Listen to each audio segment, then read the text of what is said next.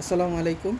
আজকে আমরা দেখাবো একটি Hitachi single fan inverter refrigerator. এটি single fan Hitachi inverter refrigerator. এটির প্রবলেম হচ্ছে ভিতরে ঠিকমতো ঠান্ডা হচ্ছে না।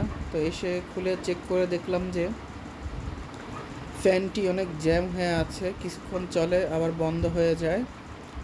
তো ভালোভাবে আইডেন্টিফাই করলাম, প্রতিটা পার্ট আমরা খুলে খুলে চেক করছি যে কিসে প্রবলেম হচ্ছে। তাই পিছনে আমরা এখন খুলে দেখব যে পিছনের যে সার্কিট থাকে ওই সার্কিটে সিগন্যাল দিবে যদি ফ্যান মোটর খারাপ হয়ে যায় ডিপের। তো আমরা এখন যে পিছনের যে সার্কিট থাকে ইনভার্টার, যেটার মাধ্যমে ফ্রিজটা কন্ট্রোল করে, তো এটি খোলার চেষ্টা করেছি। তো এখনই দেখতেই পাচ্ছেন যে এখানে ব্লিঙ্ক করতেছে। তো এটা ব্লিঙ্ক করা মানে হচ্ছে যে এটার কোনো ফল্ট আছে, এই কারণে এটা ব্লিঙ্ক করছে। তো আমরা ব্লিঙ্কটা চেক করে দেখছি যে কী কারণে ব্লিঙ্ক করছে। তো এগুলো মূলত যে কোনো প্রবলেম হলে পিছনে সার্কিটে ব্লিঙ্ক করে। সাধারণত ব্লিঙ্ক করলে বোঝা যায় যে কী ধরনের প্রবলেম হয়েছে।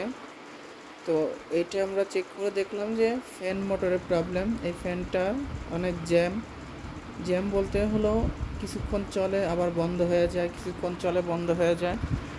তাই আমরা এটা সব কিছু চেক করলাম এবং দেখলাম যে ফ্যান মোটরটাই খারাপ। তাই আমরা নতুন একটা ফ্যান নিয়ে আসছি, যেটা হলো ইনভার্টার ডিসি ফ্যান। তো এটা হচ্ছে মূলত নতুন একটি ফ্যান। তো আমরা নতুন ফ্যান লাগিয়ে চেক করব যে এরর কোড যে ব্লিঙ্ক করে, যে বাতিটা ব্লিঙ্ক করে জ্বলে, এটা কি চলে যায় কিনা। তো এই যে ফ্যানটা এখন লাইন দেওয়ার সাথে সাথেই চলতেছে, এটা নতুন ফ্যান। তো আমরা চেক করব পিছন সাইডে যে আবার সার্কিটের মধ্যে যে এখন লাইটটা ব্লিঙ্ক করতেছে কিনা কনফার্ম করার জন্য। তো এটা লাগিয়ে দেখলাম যে পিছনে যে আগে যে ব্লিঙ্ক করতো লাইটটা, এখন আর ব্লিঙ্ক করছে না। তো এগুলা সাধারণত প্রবলেম হলে সার্কিটে ব্লিঙ্ক করে, আর ব্লিঙ্ক করার মাধ্যমেই জানা যায় বা বোঝা যায় কোন জিনিসটা প্রবলেম হয়েছে। এটা 12 বার ব্লিঙ্ক করতো লাইটটা। তো 12 বার ব্লিঙ্ক করার কারণ হলো ডিপের যে ফ্যান থাকে এই ফ্যানটি প্রবলেম হয়েছে, ঠিক মতো রান করতে পারছে না।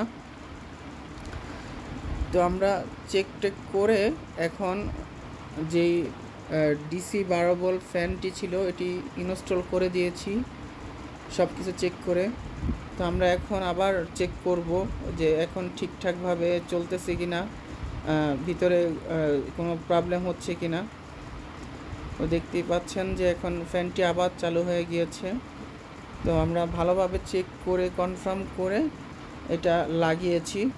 তো পিছনের যেই সার্কিট থাকে কন্ট্রোল বোর্ড, তো এটার মূলত কাজ হচ্ছে যে কম্প্রেসার রান করা, ফ্যান মোটর চালানো এবং টাইমিংয়ের যে বিষয়গুলো আছে সব কিছুই এই বোর্ড থেকেই আসে।